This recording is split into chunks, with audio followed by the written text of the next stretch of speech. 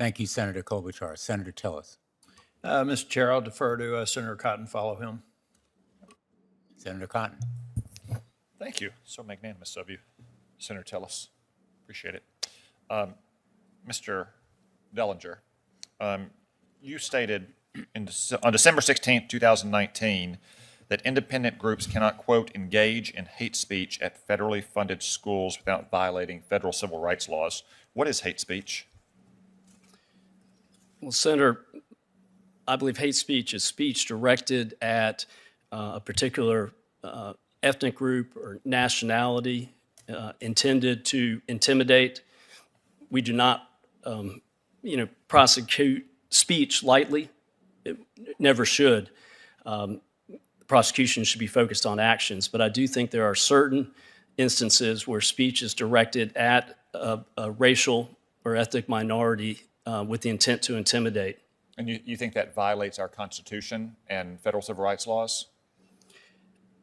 Senator, I think it can if it is intended to convey a threat, to suggest well, a threat is different from hate speech. I'm asking for a definition of hate speech. Well, a clear standard that a judge might apply. Senator, I appreciate the difficulty of this area. And it's in North Carolina, we have had a hate speech act, but when we see intimidation and threats that appear to be motivated by racial or other... Intimidations and threats are different. That's not hate speech. Well, it can be motivated out of hate, but threats are a clear and different legal standard. What I was going to... I'm trying to figure out, you didn't say threats and intimidation on December 16th, 2009. You said hate speech at federally funded schools without violating federal civil rights laws. So I presume you have in mind some definition of what hate speech is.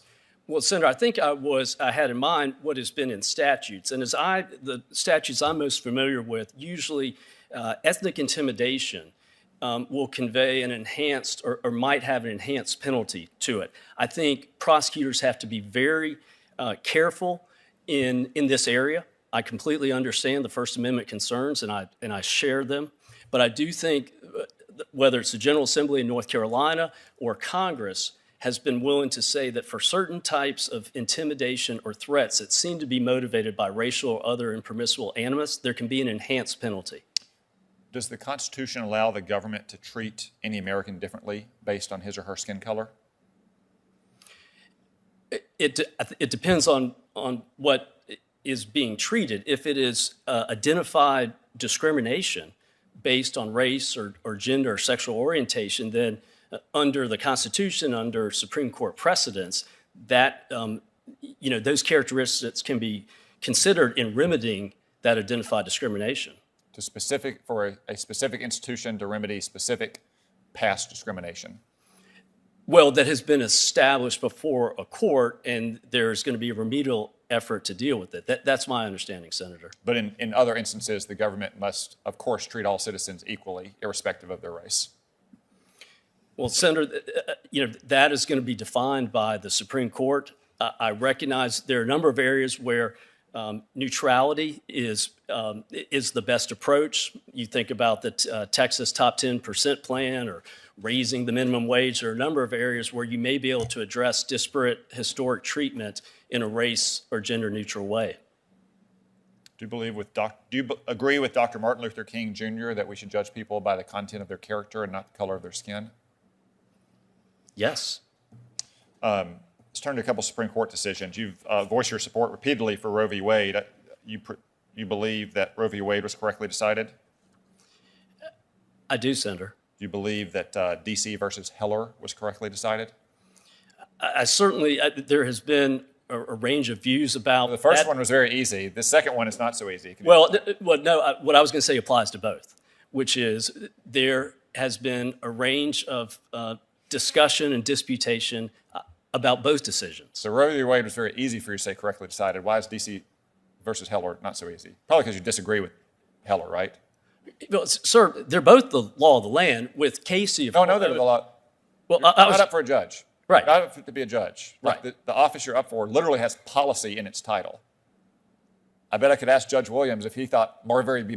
Madison was correctly decided. He'd probably say, "I can't decide that. I can't say it because I'm going to be a judge." That's why I'm asking you. I could. Literally, policy is in the title. what's the difference between Roe v. Wade, quick yes answer, DC v. Heller, a hedged answer? Is it because you don't agree with DC v. Heller?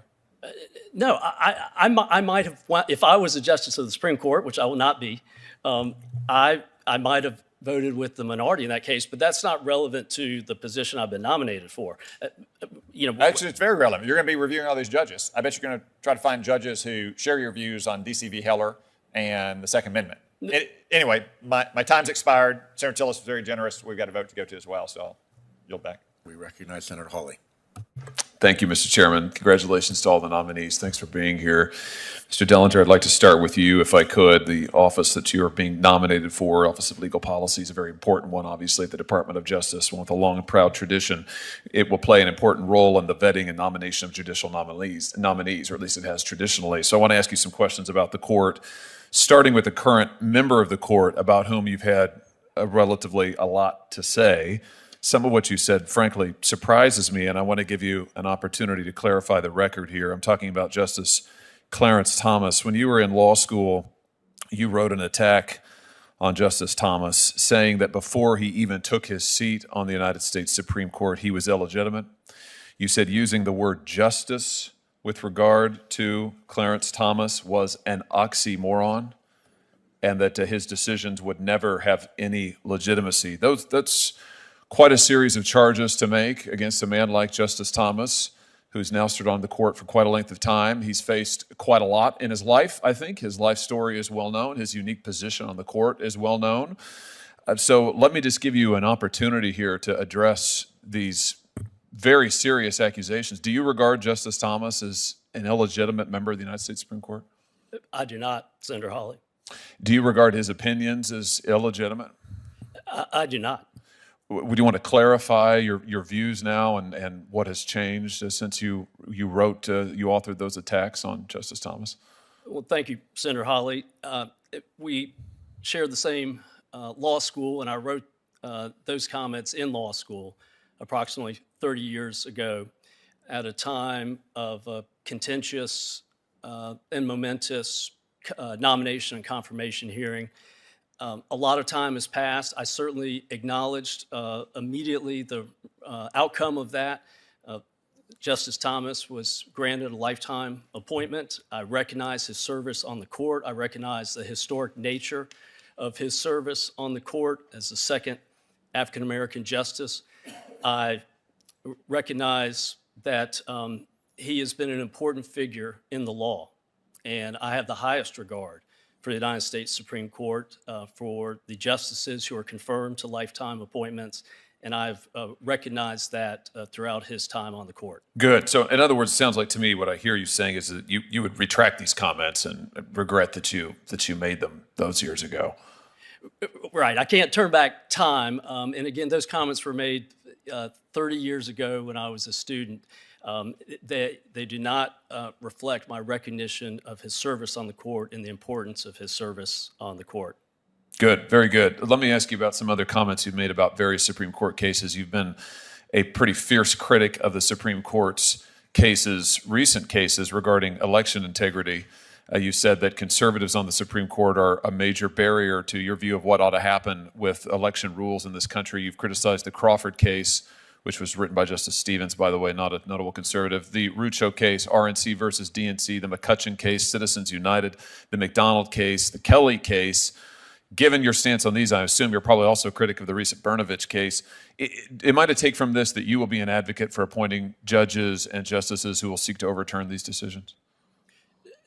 No, Senator. The decision on who to nominate lies exclusively with the president. The Office of Legal Policy plays an important role, but a limited role. And it's similar to a role I played in North Carolina as the governor's chief legal counsel, which is to vet the background and qualifications of potential nominees for the president to be considered. Well, if I could just interrupt you there, but you and I both know that that's where the real work is done. I mean, the list that gets to the president, right, that's where the real spade work is done. So what I'm asking, you're going to play if you're confirmed, you play a very important role in this process.